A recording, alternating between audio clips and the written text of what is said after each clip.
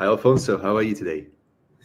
Hi so much, and thanks everyone for joining us today. We really look forward to speaking to you on this meeting and seeing if we can all learn something new. Fantastic. Yeah, I think so too. So guys, allows us to introduce ourselves. Today we're going to be talking about history of startups, why some companies become, some companies unfortunately fail. So corporations, and then I've had moved from that to entrepreneurial domain. I've set, for example, one company which was operating as a bench for companies to launch on European marketplaces, right? And with me today, I have my colleague, Alfonso. Alfonso, please introduce yourself too. Hi everyone. So my name's Alfonso. I'm from Spain. I have a bit of a background in consulting, also in entrepreneurship. I founded you'll see, and hopefully we can have a very insightful conversation, all of us. So is quite an interesting one. Okay, so we're going to talk about startups, right?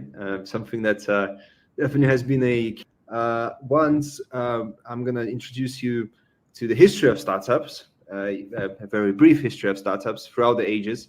We're going to go into the stage of answering questions. And also during my presentation, Alfonso is going to kindly interrupt me and ask some questions. So please, guys, do go ahead and write some questions in YouTube, right? And other places if you can. And we'll make sure to answer them all. Meaningful conversation here today. So first things first, what is a startup? All the time. But most people don't actually know the difference between a startup and a business, right? A startup does not equal a new business. A startup business, which is intended to grow a business that has the ability to become a major organization, right? But at that point in time, it's still in its early development, right? So it could be a garage, a company which is about to launch their product and so forth, right? Now, startups have some key elements that make them very easy to distinguish from other companies. Exponential rate, kind of like the way that if you go down a slope, at first normal and then it just drops, right? That's the kind of the exponential growth we're talking about with a startup. It usually happens because of innovation. It could be a completely new technology, or it could be a new and novel way of approaching existing industry. We will in today's session. Startups usually entail adaptability, right? They change to the market conditions. They see market niches, new market adaptation, what's going to happen, or they anticipate what's going to happen, and they capitalize on that, right? So very good. Let me stop you on that, Igor. Just to ask you, just to confirm. So you're saying that a startup business or a startup is a business that is designed, or an idea that is designed to grow very rapidly. Is that right? Precisely. Yeah. So have a great niche, right? In today's day and age, we have different terminologies now. Companies use different metrics to define whether they're scale up or startup. It could be the amount of revenue they have, right? So if a company has a revenue of upward of $1 million, they might determine themselves to be a scale up now. Or very often it's defined by the amount of employees. So anything employees in a company usually is defined as a scale up, right, instead of a startup. But it's also defined by time, right? If there is a company which is intended for rapid growth itself and is profitable, but it's not really growing as much anymore. It's kind of just operating in the same level, and it becomes a startup again in a way by selling off some of the parts of the company or by just launching into a new venture. So those things are quite varied across the board. But yeah, very good question. Very interesting. So it can also be a cycle, a company, and it can also develop into certain different entities and different structures. And usually it is like that. Those things are seen all over again and again and again. What I'm going to talk today about is actually the history of it, right? Because whenever we hear the word startup, we imagine Apple, or we imagine probably Airbnb, right? Something more than something new, a bunch of guys sitting in doing some software. But startups technically have the founding quite a long time ago, during the Industrial Revolution, right? And many garages or software engineers back in early 18th century, it was quite different. Yeah, there is a cycle overall, and that's how we usually define. Very good. Egor, do you mind starting from where startups started from? Tell me, a little bit of history. I think we're all very interested in seeing how everything started. So maybe you can tell me a little bit of how everything started. So I want to know a little bit of history, what kind of companies are still around to this day that are pretty old. So these are all things that we want to know. Very good. Thank you so much, Alfonso. It's officially known that the startups have of time, their first appearance in around the Industrial Revolution. Does that mean that there were no companies before Industrial Revolution? No, there were plenty of companies for a long time. But during the Industrial Revolution, something happened, right? And that was that we had a wave of innovation, a wave of scaling, a wave of market reach opening up that has enabled companies to really scale at a much bigger rate and a much faster rate than ever before. Now, if you really compare companies at the time that were started during the Industrial Revolution and you compare them to the startups today, it's two different worlds, right? And some, startups are not, they didn't start in the Industrial Revolution. They started in the 90s, because that's when the term was coined, the startup. But it was really the Industrial Revolution. We can see some companies that really have some key traits that we see in successful startups today, right? Now, the ones that I've presented here on the slide are a couple of startups from Europe. One is called Crop, Lloyds Bank, and we also have a ceramics company, right? Now, all those three startups, on one side, they all seem very different, right? One is a German manufacturer of steel and equipment. Another one is a bank, and the third one is producing some ceramics plates and things, right? They all seem in common. They all started from small, right? Crop was just one warehouse where it all started. Wedgwood was literally started in one location as well, and so was Lloyds Bank. They all started small and humble, right? They all had a strategy to grow rapidly and considerably faster than all the peers at the time. Of course, day and age, you would say that it wasn't so fast. Still developing through the decades, but for the time, it was really, really quick, right? And it was, in a way, the strategies they adapted, So, for example, Lloyds Bank had pioneered the branches, right? So they opened up branches throughout the United Kingdom, enable them to basically tap into the new markets and to really scale in the new markets that the other banks were not using. It was the fact that Lloyds novel, financial technology and actually which the other banks were not using, and it was able to attract new kind of customers. Hedgewood was actually using a lot of some manufacturing actually abilities, right? They were using mass production, right? They had a ability to sell products in a very unique way, right? They had door-to-door salesmen, which thing, but at the time it was very much revolutionary. And it's quite crazy to even 15th century we already had that. Whilst Crop, it was very out again with very new ideas on manufacturing that they could produce. They were using mass production as well, and they were able to customers through new and novel methods too, right? It's pretty interesting, isn't it, Alfonso? Yes, and maybe you can quickly introduce what the Industrial Revolution did. But what it was really, it was a boom of innovation. So how do you think, how important is innovation even back in the Industrial Revolution to build profitable innovations that we have there? Because we see Lloyd's Bank, we see Crop. Can you of those innovations that happened back in the day? Yeah, of course. Certainly. Yeah, certainly. So the Industrial Revolution is something that really has changed the way that the world was, operating at the time. It basically brought in mass production. It brought in production using a conveyor, which meant that different parts of the produced.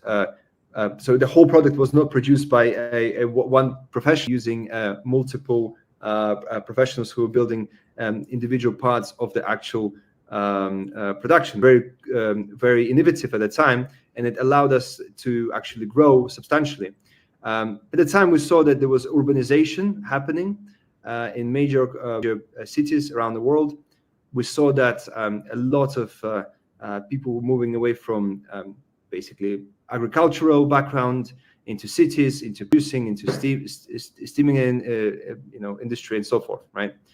And when that was happening, it wasn't just the steam engine companies or the companies that were producing certain type of product, increasing in size. It was actually all the companies around them as well. There was a growing middle class for the first time in history, and that there was a lot of companies that were flourishing from that. For example, Lloyd's Bank, right, and many other institutions around the world. Anyways, let's talk, Igor, if you don't mind. The birth of tech startups, right? Tech is the industry that everyone is interested in, right? Because that's where most of the innovation happens. That's when most disruption also happens in the industry, which sometimes is potentially very beneficial. Sometimes it can be, as the word says, disruptive. So what about now the birth of tech startups, and how did they look back in the day? Yeah, of course. So back in the day, it was very different, right? You still had to have a lot of money to set up companies at the time, right? Now, some founders, which was pretty surprising, were very humble backgrounds. But most did come from well established families. And at the time, barriers, whilst if we look at the next kind of period, which starts with Thomas Edison in the United States, and he was one of the pioneers for the world, it really has established companies to form that were much smaller, and we had the ability to actually have people from a little bit less of a flourished backgrounds to be able to start the companies and to start startups. Yeah. So yes, Alfonso, have you heard of? Yeah, continue. Sorry. Please go ahead, Igor. Yeah. Please go ahead. Have you heard about the foundation of General Electric? Yes, I'll be waiting for you to talk more about it. Of course. Well, it's as you may know, Alfonso, it's one of the key pivotal roles in the world of startup, something that really has transformed the world. Yeah. Here you have a slide on Thomas Edison. What do you think as an entrepreneur? Sorry, Alfonso. Yeah, sorry, guys. Yeah, Alfonso, can you also mention other questions that you? Of course. So, for example, how did Thomas Edison's approach to R&D, contribute to his success? What really made him unique? What do you think? Yeah, certainly. So about innovation, we talked about the way he introduced commercialization of technology, the way he invented products, right? His time, scaling those solutions to actually business models, scaling those inventions to really successful business models. What do you think made him successful? Yeah. Very good question, Alfonso. Sorry, something came to my throat. Yeah, so he was, like you were saying, he was a very profound figure for the world development of startups. He was actually, and not just inventor, but he was actually very successful as a businessman. And some argue that his business successes were even more important than his inventions, because he was able to make the technology solutions actually scalable and sellable, right? And by bringing money inside the the advancements, the tech, and that a whole new spectrum of industries, right? And I don't So say that's, industry. I think his profile, sorry to interrupt, his profile really shows that, and more precisely, innovative entrepreneurs can completely change the way we are still used to this day. So we're talking about years back created inventions that people still use, years, ahead. So that's how you see that tech startups and startups in general can really change the way people, act, and the way people work, and the way societies work. So that's really the idea of a startup in the sense that it's providing a solution that might not be in the market and can really scale on that premise. Yeah, precisely. And I mean, yeah, like you said, he was around for a very long time ago, and he's not alive anymore, in case anyone is wondering. And he changed and he set the new rules for the industry. And he wasn't the only one. He was the one that we've had. There were other people at the time that really had pioneered change and pioneered technology advancements, like James Watt. And what was really important. Mm-hmm. Just to say, because we have actually a few on the chat. One person is asking, were there any pivotal moments that impacted the trajectory of these startups? In the case, for example, of Thomas Edison, do you know a pivotal moment? So obviously the Industrial Revolution in this case, right? The boom of innovation. Yeah. So a very key thing that you would see throughout the history of startups is that things start to speed up, right? So at the start, Industrial Revolution happens. It was actually a very gradual process. And at the time, it felt happened overnight, right? Because there was nothing as quick and as rapid that ever happened before. And the startups would start to flourish. It was relatively slow compared to today's age. So right now, we might have a new AI technology or blockchain technology that just came out. And in the next 5 years, there is a whole industry with billions of dollars of investors, of customers, and so forth that just spans out of it, right? Also, at the time, it was a lot slower than that. So when we're speaking about the pivotal points at the time, they were stressing quite a few decades, right? And there were a lot of iterations at the time. So Industrial Revolution that really has altered the way that the start, right? There was many others, right? There was, for example, the usage of electricity, the invention of light bulbs, right, by Thomas Edison. Very successful U.S. Tech startup company, right, which grew into one of the largest, and actually at the time, the largest organization in the world. And it really has changed the way that the industry worked. So that was a very pivotal. We're going to talk about the early 20th century and establishment of assembly line in many industries, like automotive industry. We're going to talk about the appearance of semiconductors. We're going to talk about their appearance of first personalized computers, right?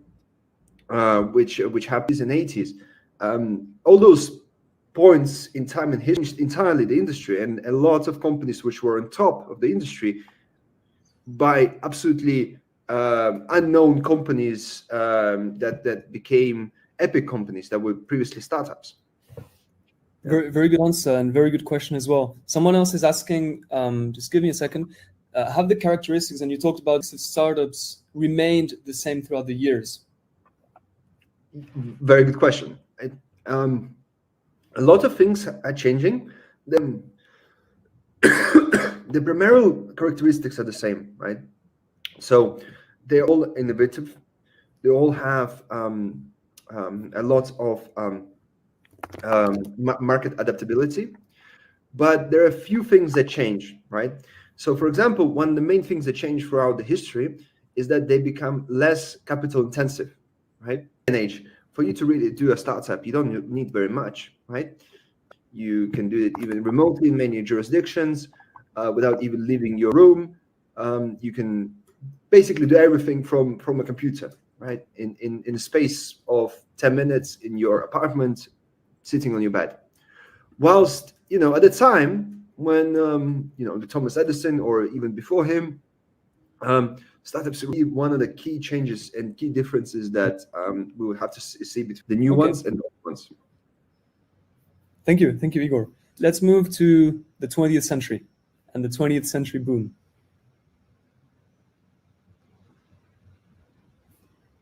I think Egor is having some connection problems. Oh, sorry about that. Yeah, the 20th century was very interesting since it became the rate of growth and the rate of establishment of new companies skyrocketed, right? We saw a surge in new companies appearing, such as IBM, had something in common, right? They used production lines. They used the new technology innovations that came out during the course of that, the start of the boom, which included airplane, radio, automotive, and so forth. There was major changes happening around.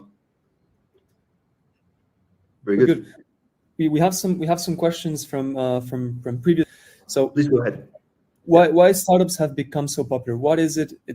What makes them successful? What makes a startup successful? Very good question. And I wish I could answer that question easily and quickly with one point.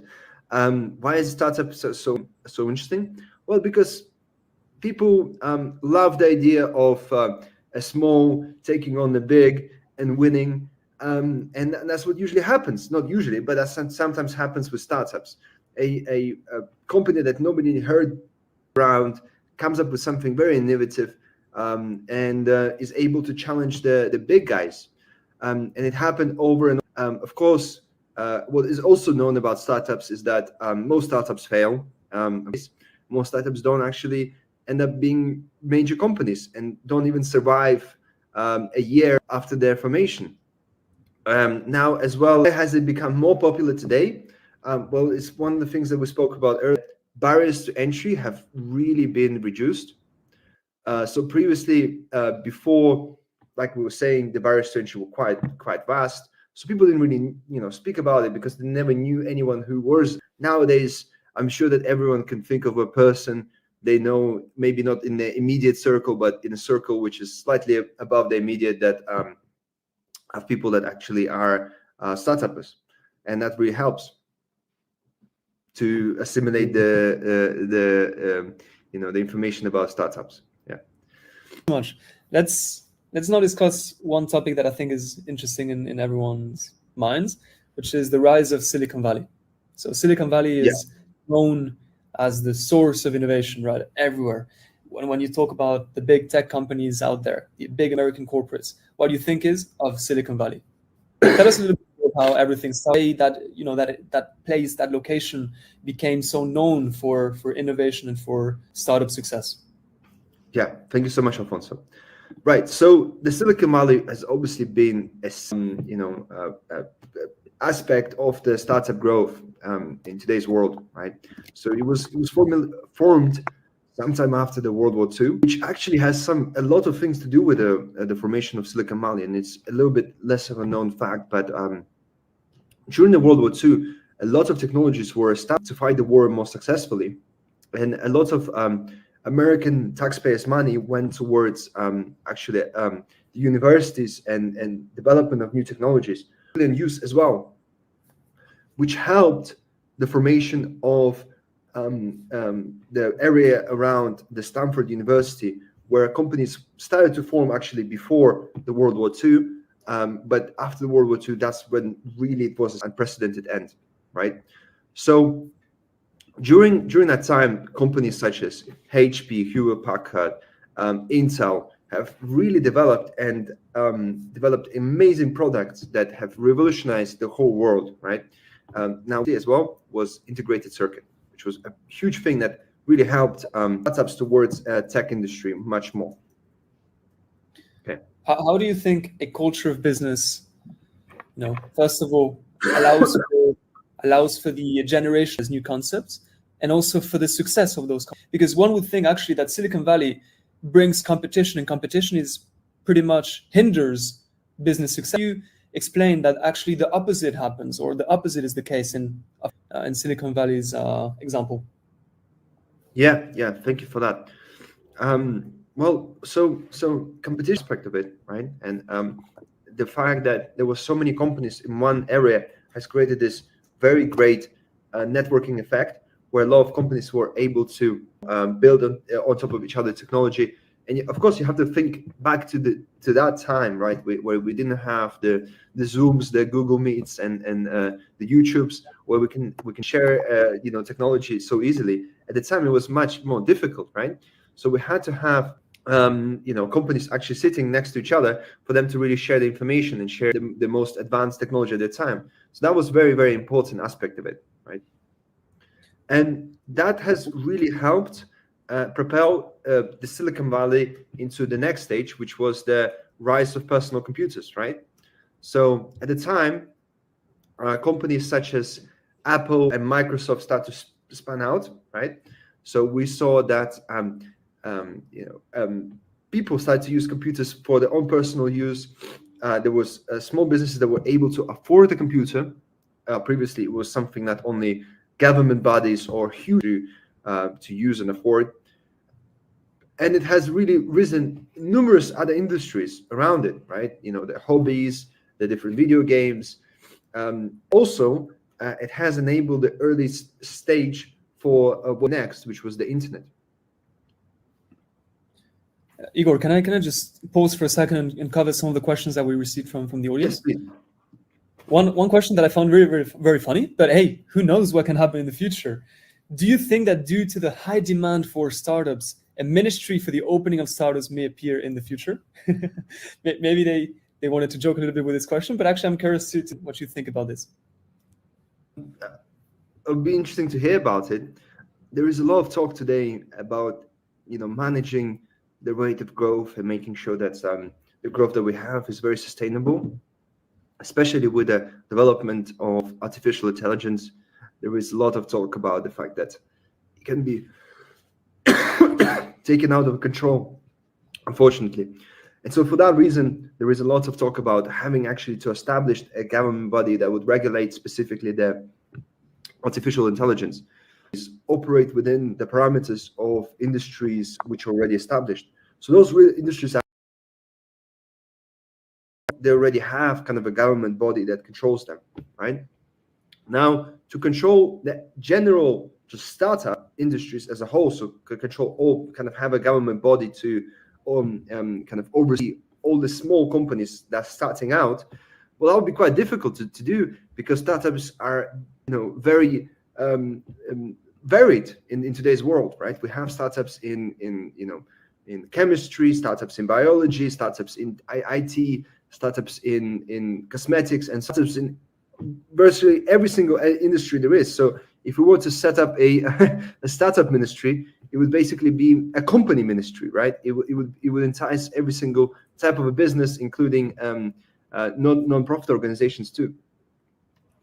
I think maybe we can briefly respond to this, because we're running a little bit out of time. The question is, Silicon Valley is like a cluster. Do you think all of the startups should be accumulated, as in the case of Silicon Valley? Maybe you can give one benefit and one disadvantage of having this setup. That's a very good question. And the fact is that what we see today is that a lot of companies are moving away from Silicon Valley, right?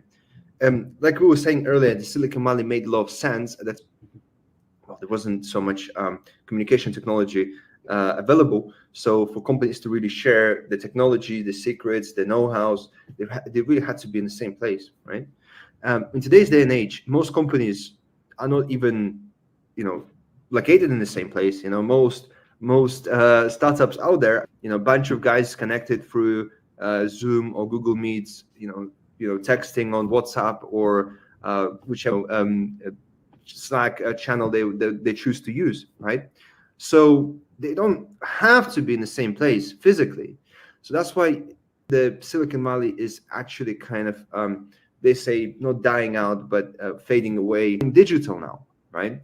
So there is a lot of companies that are not really based in Silicon Valley, but they present themselves to be part of Silicon Valley because they're part or other combinators within the area, or they do some projects within Stanford University and so forth. I think this is a perfect transition to our next topic, which is the internet, which really allowed these remote companies, global companies, to scale across regions, across locations. Why? Because so the internet was some anticipate, and they really didn't even realize how big it was going to be, right? And when it did find out how big it is, there was a major bubble that was just blown up, and then it bursted in early 2000s, right? The reason is because, I mean, even if you read the most incredible science fiction of the earliest 20th century, nobody spoke about the ability of people to communicate with each other across the world. It was something unimaginary at the time, and yet it came out.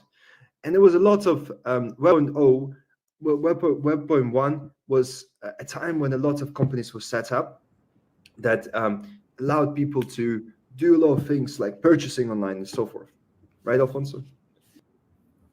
Yes, of course, have access to all sorts of products, services, and access to information. The ready access to information was something that the internet was really disruptive about. I mean, now, you could be in your home and you could learn doing in other places in the world. And you could do this in a very free and unmoderated way compared to how it used to be before.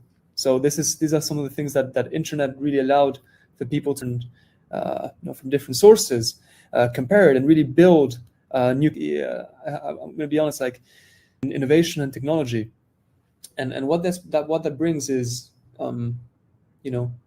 it brings a scaling or an expansion in the amount of businesses that can flourish, because once you provide the freedom and once you provide the capabilities, that's when it starts to become a very flourishing period of time.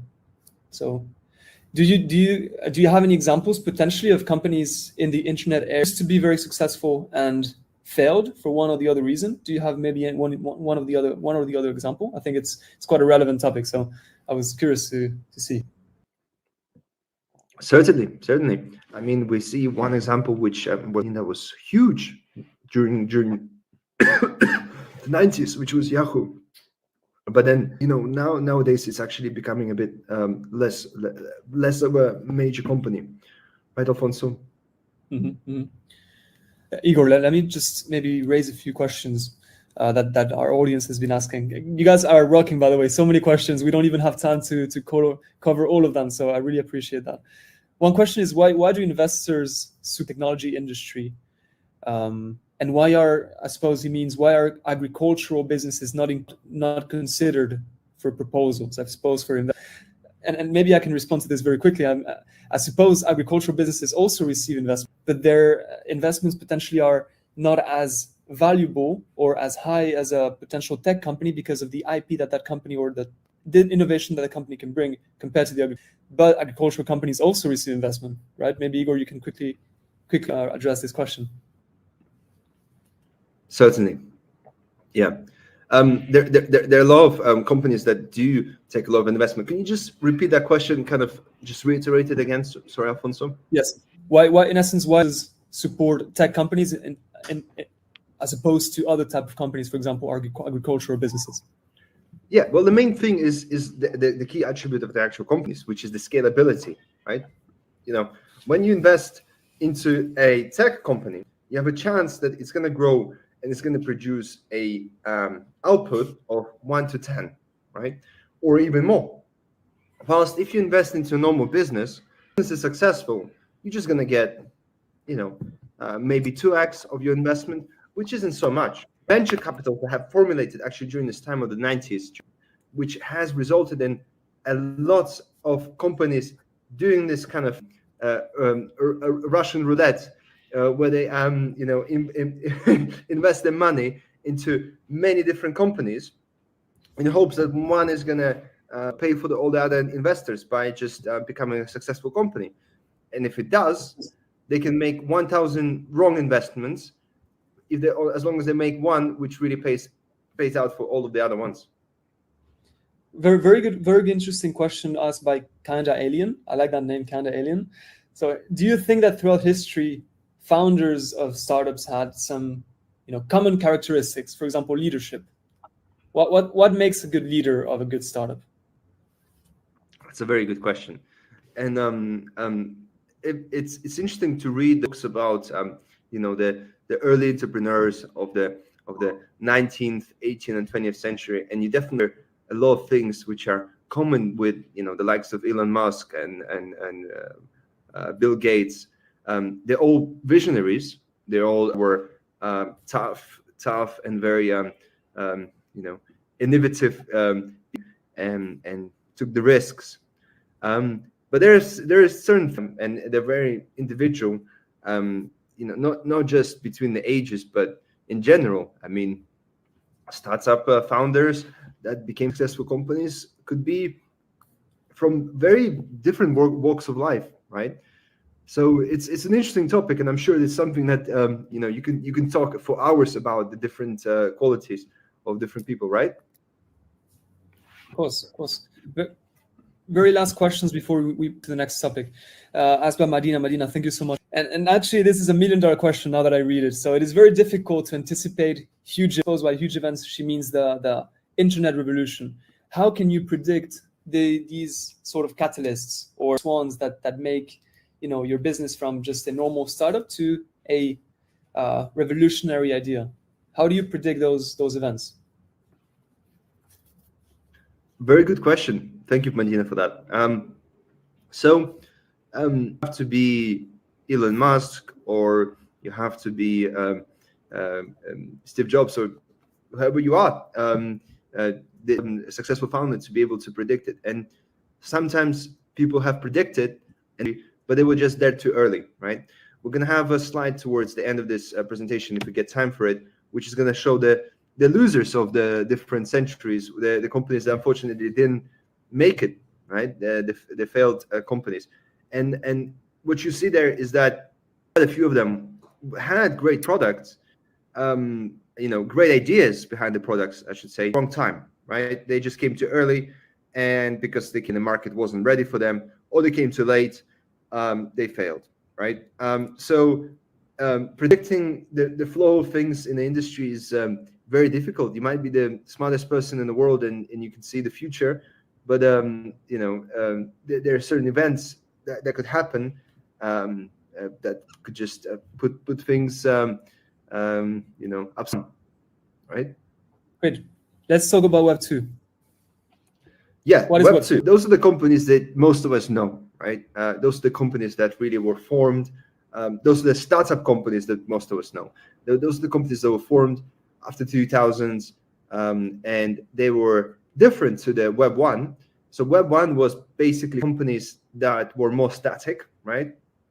Whilst Web 2 were companies that more UX, UI to the static things that were happening on the websites before.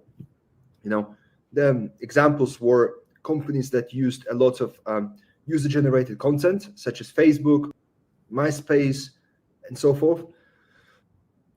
Companies that really used a lot of new business models and were able to help the way the businesses worked. For example, the Salesforce, or perhaps provided great opportunity for people to do more with the current technology that they have, right?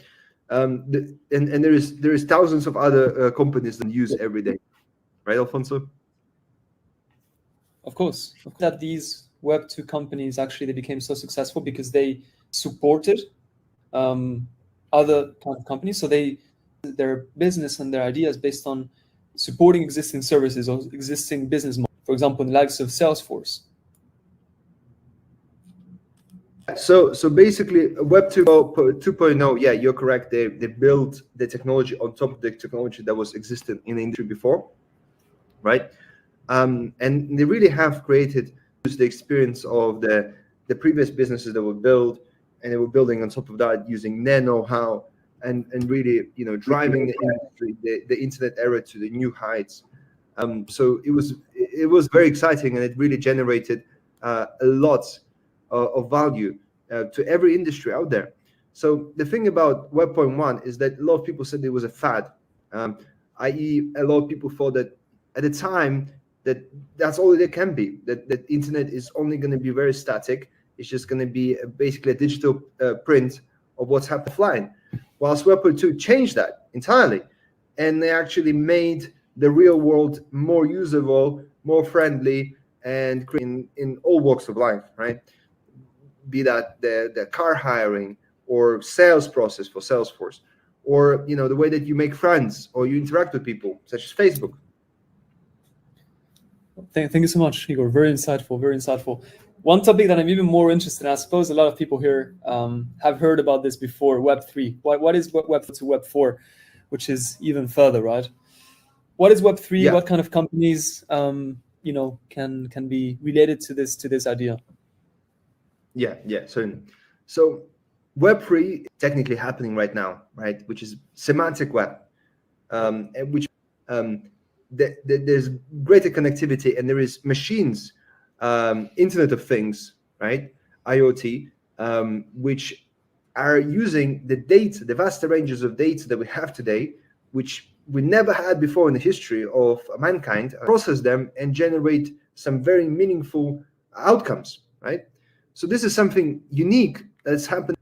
We no longer, are just doing everything ourselves as humans, but we have actually machines that learning from our behaviors and also the web prints that we have.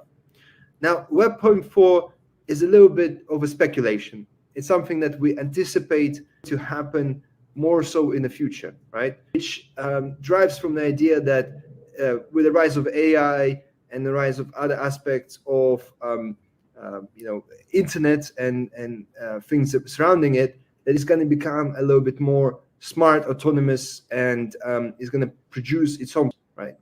At the moment, there is a lot of speculation, and there is companies that say that they're working in Web 4.0, but we're about to see what's going to happen there. I think we're all very excited about what the future holds, and hopefully we can anticipate certain big events as that viewer was expecting, right? Because then we can see a little bit if there is any potential to bring something interesting to the market. Potentially to the next slide, which is a little bit of a history of startup successes and failures. And I'll start with a question, Igor, if you're still on the screen. So how have you experienced firsthand? And I think this is a very interesting question because I know you have a vast experience in different. Have you experienced firsthand in real life the fail or success of a startup, and what are the mistakes in your opinion if that was a failure? So I've seen plenty of startups fail in my time, and from the slides that we've seen at times of the history of that tends to be the same things that lead to startups to actually fail or be successful. And those usually are the financial mismanagement, the operational mismanagement, right? There, see what really the current trend is, being too late or too early, and not having that adaptability to the current trends, right? There are plenty of examples here. Pets.com from the 90s, which was a major IPO that happened in just less than a year after the IPO went bankrupt. FTX, a very recent example of Web 3.0, a blockchain technology company that went insolvent and bankrupt because that was happening with fraud and, again, financial mismanagement, extensive risks. We have examples of companies that become, well, they didn't really fail as hard as the FTX, but they become irrelevant and they were from the spotlight, like MySpace, because of the competitors, and they lose the touch with the market and what's actually is driving the market at the time. So, and then we have older examples like Osborne, which was a company from the 1980s, which was one of the competitors of Microsoft, and was actually the first company that was offered the major deal with IBM before Microsoft was, and they were going to be the successful one out of the two, but it ended up, being just a company, largest companies still to this day. Igor, I want to put you to a place. I want to ask you a difficult question, which is not from me, it's actually from the audience. You mentioned that one of the reasons why companies fail is the mismanagement of the financial end of the business, right? So how do you develop the financial part of your business plan, and what were the main influencing factors? So a little bit of a practice, give your insights into how to build maybe a financial plan and the different things you consider when it comes to the finances of the business. Yeah. Well, first things first is that it depends on the kind of and the kind of industry you're in, right? You have to have a business plan in advance, and you have to understand what barriers to entry do you have to your industry and to your business. If you're developing a factory like the guys were during the industrial ages, obviously the finances are significantly more, significantly larger than the ones that you have to have today if you are finding a SaaS company, right? Now, the second thing is that you have to understand how much money do you need to complete the MVP. Are you able to bring on investors at all during the time, which is the minimum valuable product? And you have to have everything calculated in advance before you really go ahead with investing your money into the project in a way. And a lot of companies fail to do that. And as we saw, even a billion-dollar company was still using QuickBooks, which is a SaaS company, to manage their expense, which is pretty obscene. But those companies don't succeed. And the companies that actually are small and start well tend to grow into really good companies in case they do follow those things correctly. Absolutely. And one person is asking in the audience to raise the case of Kodak, why Kodak failed. And just very simply said, actually Kodak failed to innovate their model, their concept, right? Analog cameras were decreasing in popularity. Sales of analog cameras were decreasing whilst digital cameras started to come to market. That's when Kodak wasn't able to adapt to the new market conditions. So said very simply, that's what happened with Kodak. Now, we can wrap it up. How do you think these new high-tech or high technologies will be adopted by the market? Because he's saying here, he's acknowledging that there are no early adopters, but more laggards or skeptics. How do you think these high will be adopted by the market? And that's a good question to wrap it up. Yeah. Well, to answer that question in a knowledgeable and precise way, we don't know. We don't know how is it going to be. There were a lot of companies at the start, and generally people had very high, disregard for them. The likes of Airbnb. People couldn't imagine possibly that strangers would, live place, would share their apartments with other strangers. I mean, how unsafe that is, right? But it became a huge company, and again, has led to people trying to cut costs and save on cost. The presidential elections, when Obama has and he was visiting some states where there were limited amount of hotels, and come to his rallies, and they won Airbnb and other examples of such. And then there were sure that were gonna be huge WeWork, right? People were betting on WeWork quite heavily. Came bankrupt actually this month, which is very interesting. So to answer that question, we don't know. We'll see. You will be surprised. We will be surprised. Everyone's going to be surprised who's going to be the winner and who's going to be in the history books as a loser. Perfect. So much, Alfonso, for your time today. Thank you so much to everyone who joined us, and look forward to your questions afterwards, and we'll have another meeting this Thursday where Alfonso is going to take us through another case.